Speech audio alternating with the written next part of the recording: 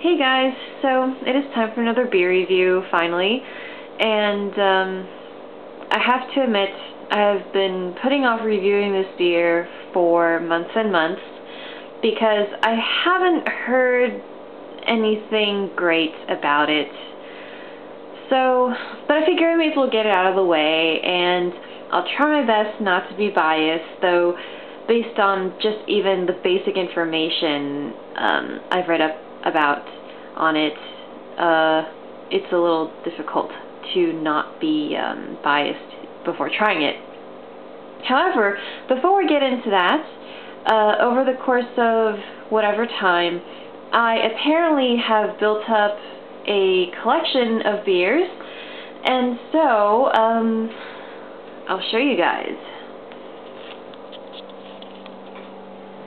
So, as you can see here, apparently I have 12 beers now that I will review.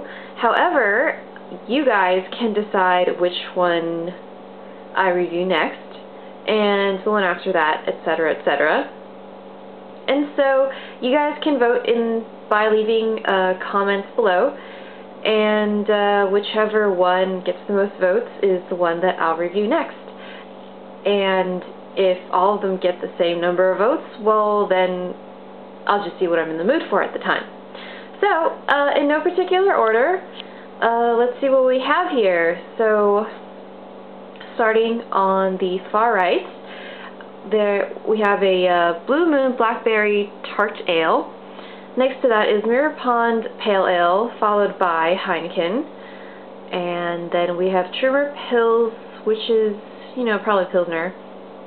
And then we have the Costco Amber Ale, followed by the Vienna Style Lager, which is a smooth amber lager. And then in the back, we have 3 beers by Gordon Biersch, Maibach, Czech Style Pilsner, Blonde Bock, and then we have the Sierra Nevada Summerfest, followed by the Sierra Nevada Pale Ale. And this last one over here is the Whitmer Brothers Brewing Hefeweizen, which is unfiltered, and so it's actually cloudy inside and has some leftover yeast. But there you have it.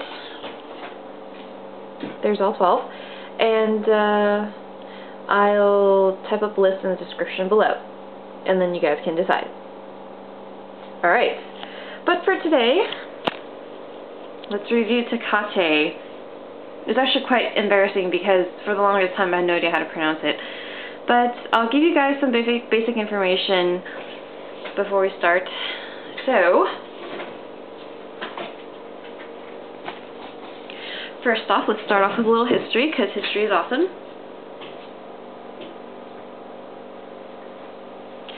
So, as embarrassing as this is, I would really prefer not to butcher the name of this brewery, and so I am just going to call it the CM Brewery. And alright, so the CM Brewery is a major brewery based in Monterrey, Mexico, founded in 1890, and apparently it is currently a subsidiary of Heineken International. So this company actually operates out of several places in Mexico, namely Monterrey, Tecate, Navajoa, Guadalajara, Toluca, Orizaba, and apparently since last year, Chihuahua. And they produce several kinds of beer, including Tecate.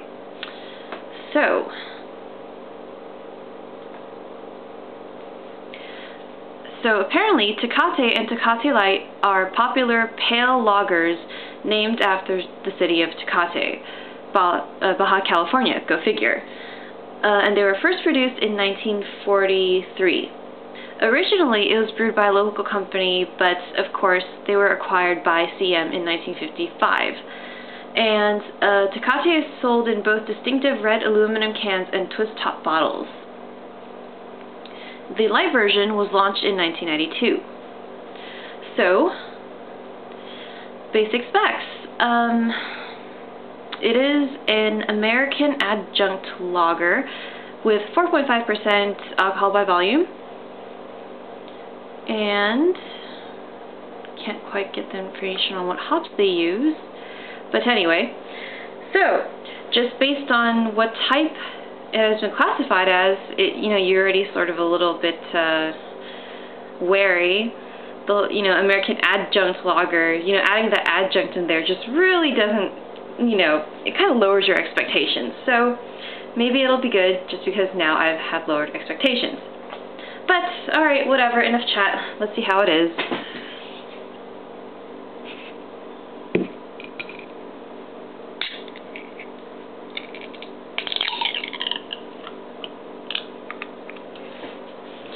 So I do believe this is the second beer that I have reviewed that comes in a can. And supposedly, beers in a can are better in certain cases than other beers in bottles, particularly the beer in green cans because of the whole, being photosensitive, whatever,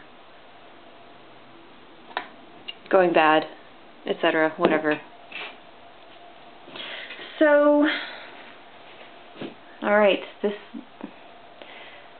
I don't know, this color doesn't look very promising. I mean, you can see that it has some nice carbonation going on, but it actually looks like really flushed out tea. And I love tea, but this is really not a good thing. Because, this isn't tea, this is beer. Yeah, well,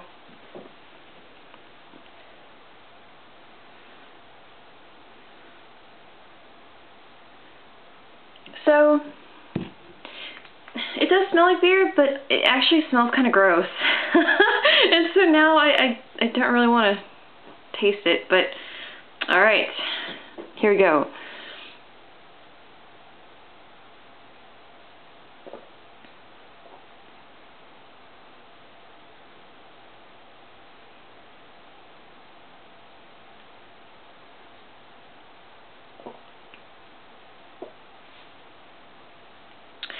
Alright, so you guys, out of all the beers that I've had, which admittedly isn't that much, but still, this is my 11th beer review, this one is the first one that, it is beer, but it is kind of horse pissy.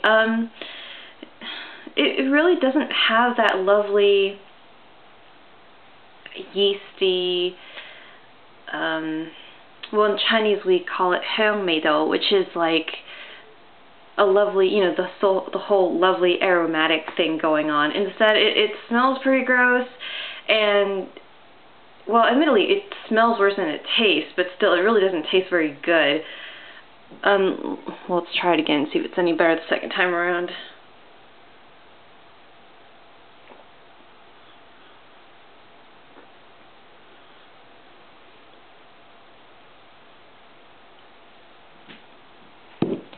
So it has a really icky aftertaste.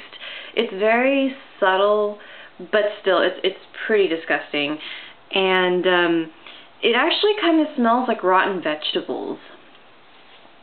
So I don't know if you guys can see it, but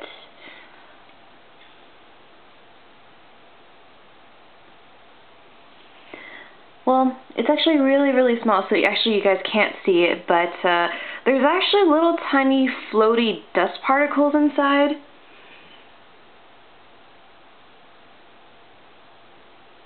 Yes, it literally looks like little floating dust particles.